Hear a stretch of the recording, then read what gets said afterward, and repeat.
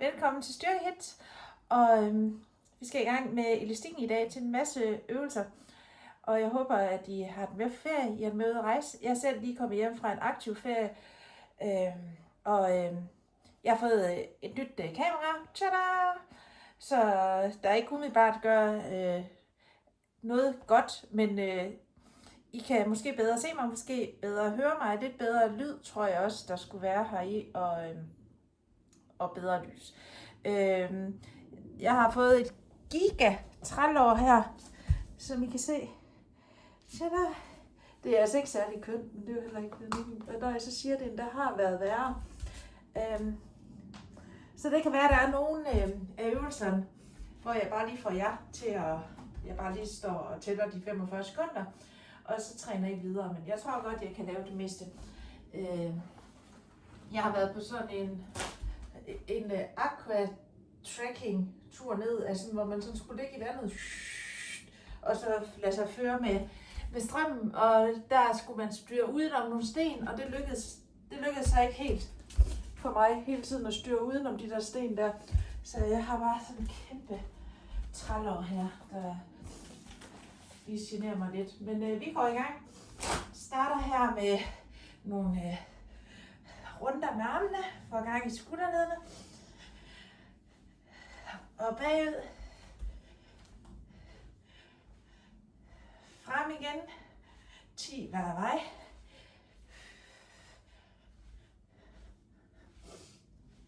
Og bagud.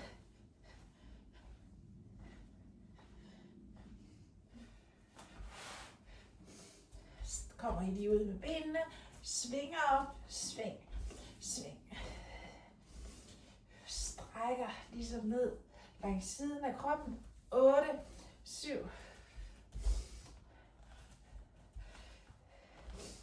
Og træk lige hælen op, op, op, op, op. Her kan jeg så godt lige mærke mit blå mærke, det kommer i klemme her bagved. Men må ikke det hjælper til, at det forsvinder lidt. Så armene frem og tilbage. 10, 9, 8,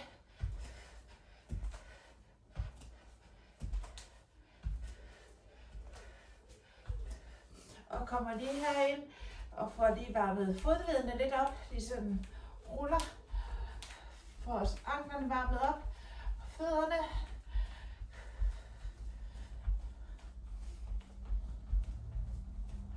Otte, 7.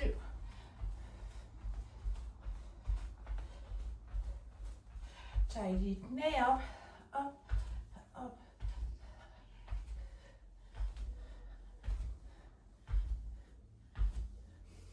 10, 9, 8,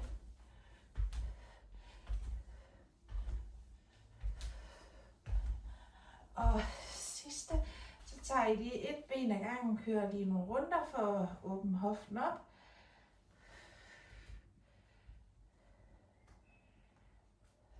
5, 4, og skifter her, runder,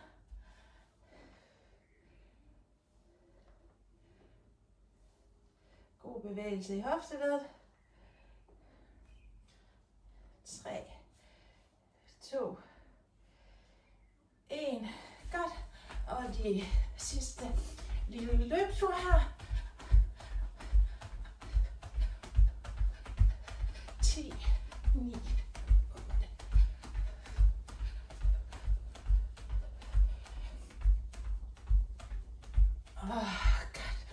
godt. Og så tager jeg jeres elastik. Har det lige i nærheden. Første øvelse, I skal lave her lige om lidt, der skal I ned i en planke, hvor I kommer ned i planke, og så siger I løft venstre, løft højre, hop ind, ud, eller gå ind, gå ud. Så stabilitetsstyrke, og efter den skal I hurtigt lige tage jeres elastik. Kommer der nogle øvelser der. Så lyd på her, kommer ned i en planke. Og og løfter skiftevis venstre, højre, hop ind, bagud. Løft, løft, hop ind, løft,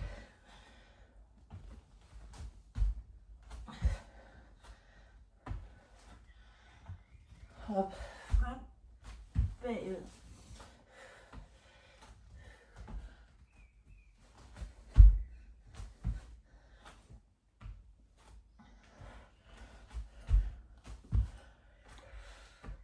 Lidt endnu. I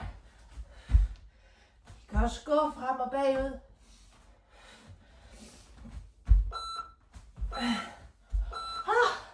Tager elastik. Så stiller jeg med venstre fod på elastikken. Står her fat med højre arm. Og første øvelse, så siger I biceps curl, pres op, ned, ned. Så jeg siger curl, op og ned. Op, op. Og elastikken, den skal jo ikke være så stram, at de ikke kan strække helt op også. Så sådan mellemstram elastik. Og jeg skal kun have en omgang af dem her. Curl, stræk, curl, stræk. Og næste, der bliver I hernede, så laver I lige elastikken lidt strammere. For der skal I kun lave de her biceps curl. Hånden går lidt ud til siden, op, og så langsomt ned. 1, 2, 3. Så I siger op, og langsomt 1, 2, 3. Som om I lige skal sætte en tung taske langsomt ned her. 1, 2, 3. Så I siger curl. 1, 2, 3. Pas på, at I ikke trækker skulderen med op. Curl. Langsomt, langsomt, langsomt. Op. 1, 2. Holder igen hele vejen ned. Op. 1, 2, 3. Op. 1, 2, 3. Op. Godt. Så skal I løsne elastikken lidt, fordi nu skal I starte helt heroppe ved skulderen. Hånden op til skulderen, og så bliver det bare herop. Og 1, 2, 3. Så starter op. Albuen ud til siden, håndfladen frem. Op. 1, 2, 3. Op. 1, 2, 3. Pres op. Langsomt, langsomt, langsomt. Op. 1, 2, 3. Fortsæt. Jeg synes, den er hård, den her. Hvis I ikke synes, den er hård, så skal I lige spænde elastikken lidt. 2, 3. Og I kører stadigvæk alle øvelserne til den samme side. 2, 3. Op. 1, 2, 3. Ja, der er snart.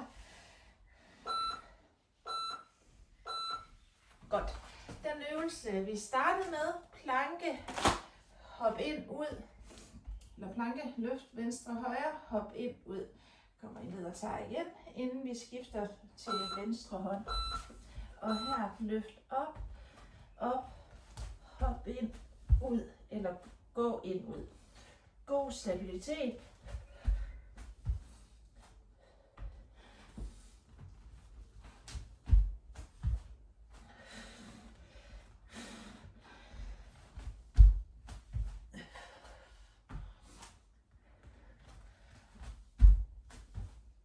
Op, op.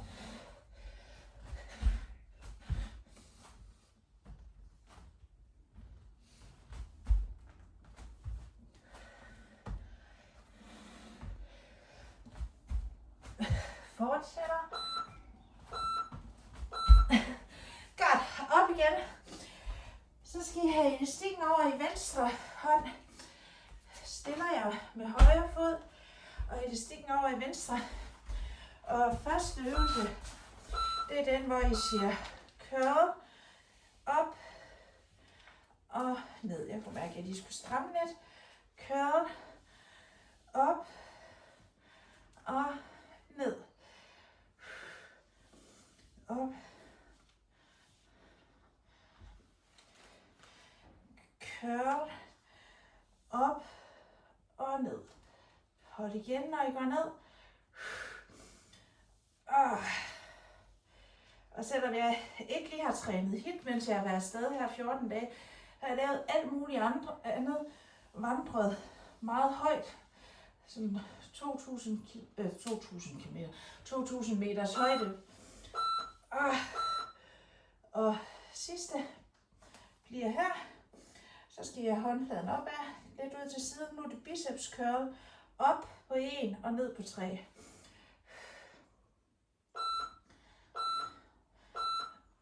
Op og langsomt, langsomt, langsomt. Op. Godt. Nej, og det der med at gå så meget opad i højderne, der kan jeg godt mærke, at det også er hårdt at trække vejret, så jeg håber, lige om lidt skal jeg også til at filme min cardio, så jeg håber, at det har, den der tynde luft har gjort noget ved min vejrtrækning og iltoptagelse. Det er jeg spændt på. Op, vi havde Silas, der konsekvent så nærmest løb afsted, sådan 25 meter foran os andre. Så det var sådan en god motivation. Vi blev drillet meget med, hvor langsomme vi var. Næste øvelse.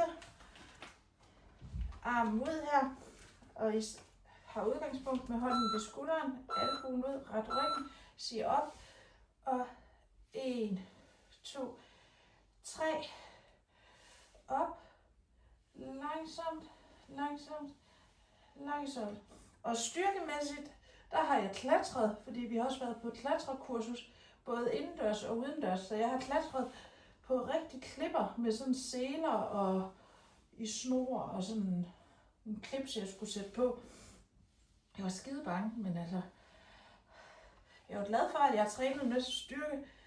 1, 2, 3 og op. Og hvis jeg ikke gjorde det, så var det jo bare sådan, mor, du kan ikke være med. Så jeg var ligesom nødt til det. Det var også skægt, da jeg kom i gang. Godt. I skal sætte jer ned på enden. Sæt jer oven på elastikken her. Kommer herned. Sidder her. Tager elastikken op. Så siger I højre, venstre, højre, venstre, højre, venstre. Skiftevis stræk højre og venstre arm op, op, op.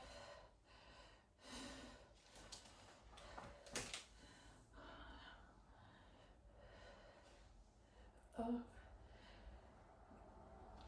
Stræk op, stræk op.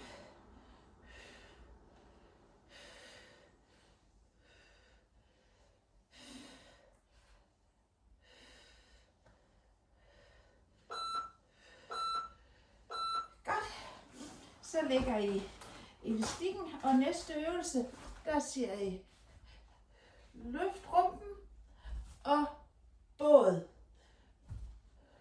Løft rumpen, båd. Og I kommer op og båd. Kom højt op her.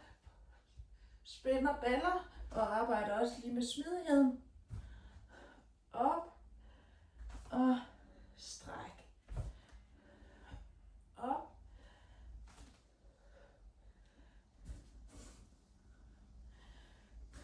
Stræk.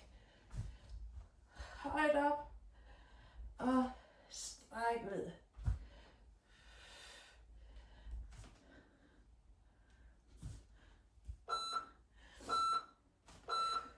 Og den næste, det er krabbespark. I skal blive hernede. Jeg skal bare se, om det godt nok er rigtigt nok. Jo, krabbespark. Simpelthen, om jeg husker rigtigt. Hvor I siger op, skiftevis, diagonal,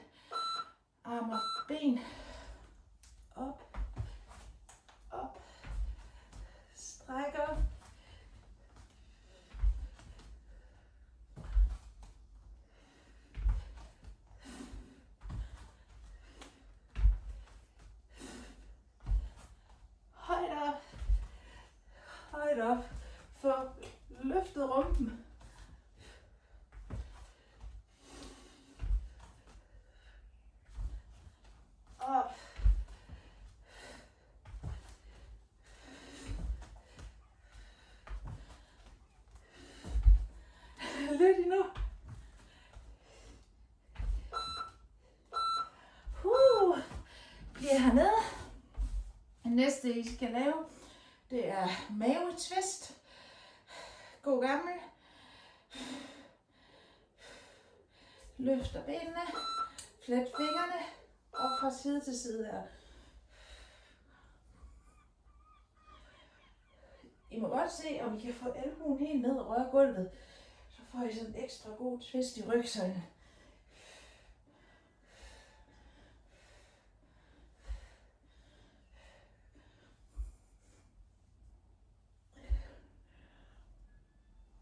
Og lidt endnu.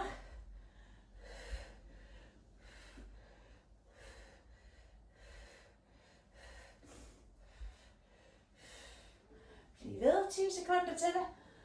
Og efter den her skal vi op og stå igen.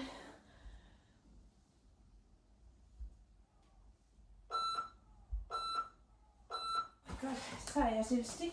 Skal op og stå. Skal vi lave sådan en kombi. 2 øvelser, som vi laver i 3 gange. Den første, der skal I egentlig bare bruge armene herop. Og så trækker I lige foran næsen her, albuerne bagud fra skulderbladene sammen. Og op igen. Op mod loftet. Træk lige foran næsen ned til brystbenet. Pres albuerne bagud, skulderbladene sammen. Og lige så stille op. Træk vejret ind heroppe. Pust ud. Og langsomt op. Og pust ud. Den øvelse, I sådan skal forestille jer, I laver, det er, at I tager fat i en gren i et træ, og trækker jer op her. Og så lige skal kigge over grenen. I får 2 chancer mere, så den er sådan teknisk lidt svær. Næste øvelse, der skal I ud med knæene. Bestemmer selv, hvad I gør i elastikken. Sumo, der tager peger ud af. Og så siger I 1, 2, 3, op. 1, 2, 3, op. Power på op. Op. Spænd i ballerne. Hvis man vil, må man hoppe, når man går op. Op. Det vil jeg ikke. Op. 1, 2, 3. Spænd ballerne. 1, 2, 3. Power op. 1, 2, 3. 1, 2, 3. Og knæer tager sådan virkelig ud af.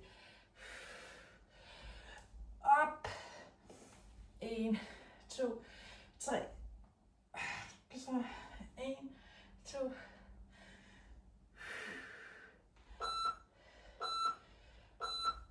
Vi tager elastikken igen. Står bare som I vil med benene. I skal have elastikken op mod loftet. Næsten lodret.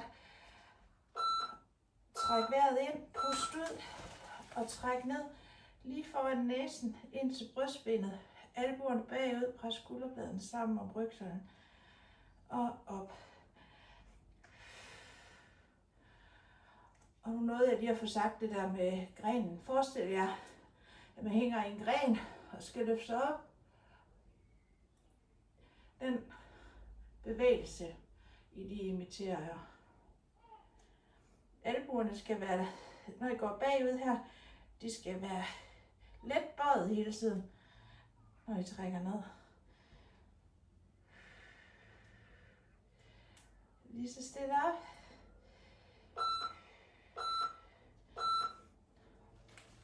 Og igen her sumo. I skal have 3 sæt i alle af dem her, og knæene siger altså ud af. 1, 2, 3. Power op. Måske hopper I op. 1, 2, 3. Ja, det kan jeg nok godt nok. 1, 2, 3. Op. Eller hop.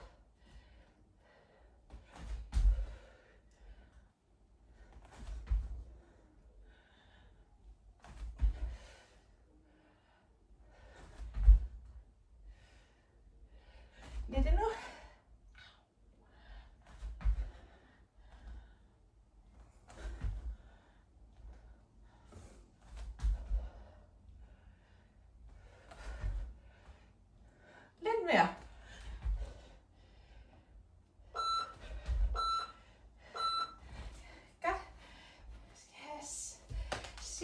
omgang her, og I trækker ned.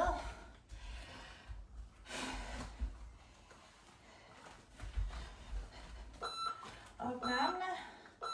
Træk vejret ind. Pust ud. Og op. Langsomt op.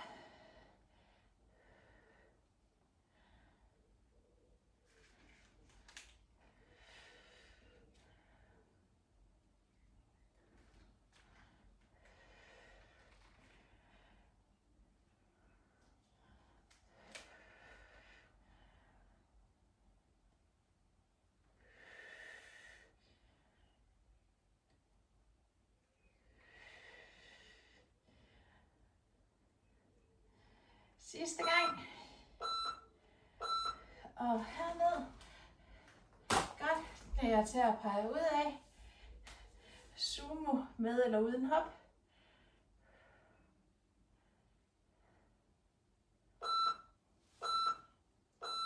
En, to, tre. Op. Op. Når I enten hopper eller strækker op her, spænd i ballerne. Op. 1, 2, 3. Op.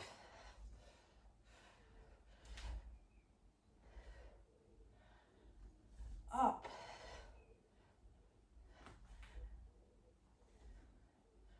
Og nu håber jeg, at I får trænet, selvom vi er på ferie. Og hvis I er et meget varmt sted, måske træne ind i aircondition, eller kan finde en skyggefuld terrasse, hvor det er okay. Godt. Så skal I ned og lave en armbøjning i kombi med sådan bagudstræk. Og I sætter hænderne i, kommer på knæ, og kommer ned og bagud. Og kommer ned, og I fortsætter, og bagud. Armstrækning ned og bagud. Så glemte jeg, at jeg faktisk også havde et blåt mærke foran på knæet, bare på det andet. Så altså sådan en aktiv ferie er helt fantastisk. Så ned og bagud her. Ned. Bagud.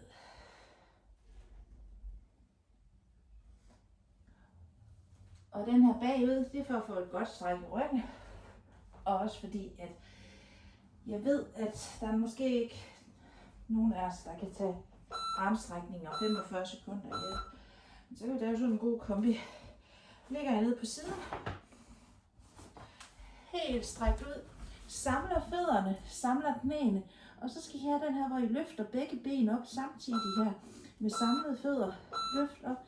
Den her hånd her, den kan I måske have i gulvet.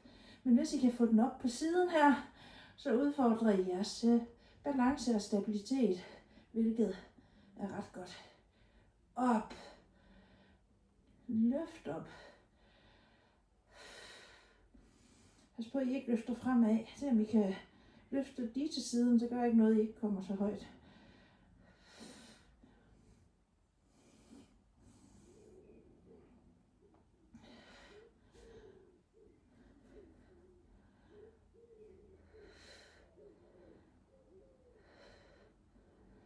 Jeg kan mærke, at I bruger indersiden af det nederste lår. I bytter bare lige siden af den her.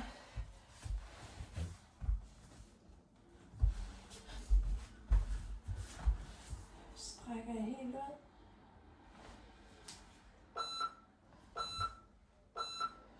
Løft op, samlet fødder, samlet knæ.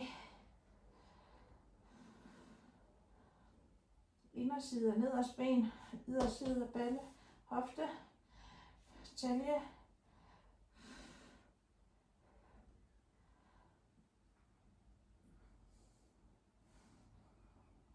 I kan måske også mærke, at i hvert fald hvis I er gode til at løfte lige til siden, den lige hæfter om her, ned ved jeres SI-led her bagpå, der bliver den også god for lænden.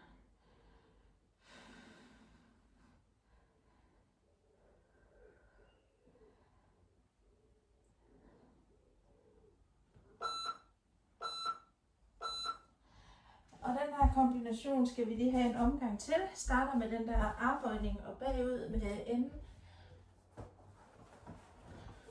Ja, knæene i, hvor jeg siger armbøjning, bagud.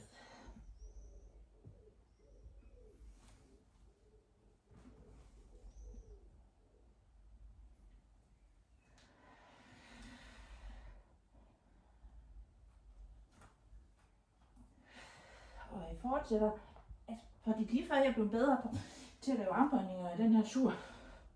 Det er nok alt det klatring måske.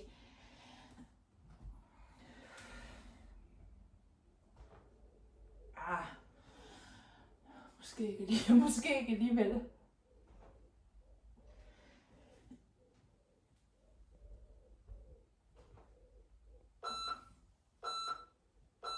Godt. Og vi skal have den gode sal igen. Jeg bestemmer selv, hvor jeg kan sidde i starterpost. Det er jo sidste sæt. Ligger jeg på siden her og løfter. Samlet fødder.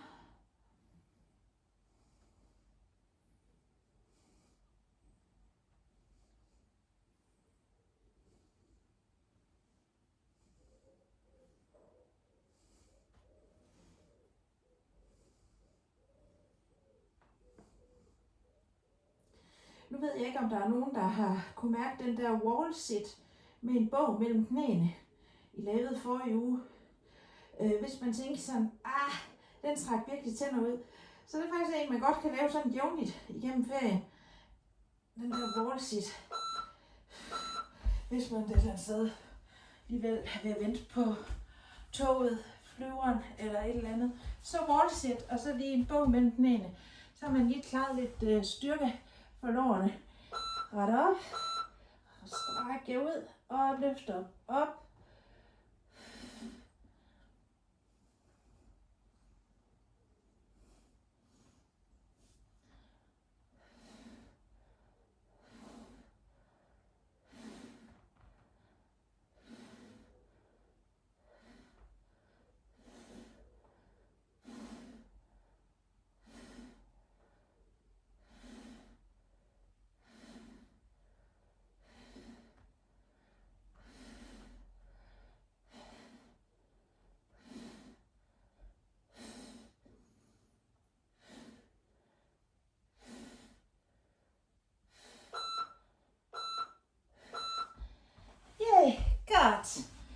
Det var det. Tak for træning. Og fortsat god ferie.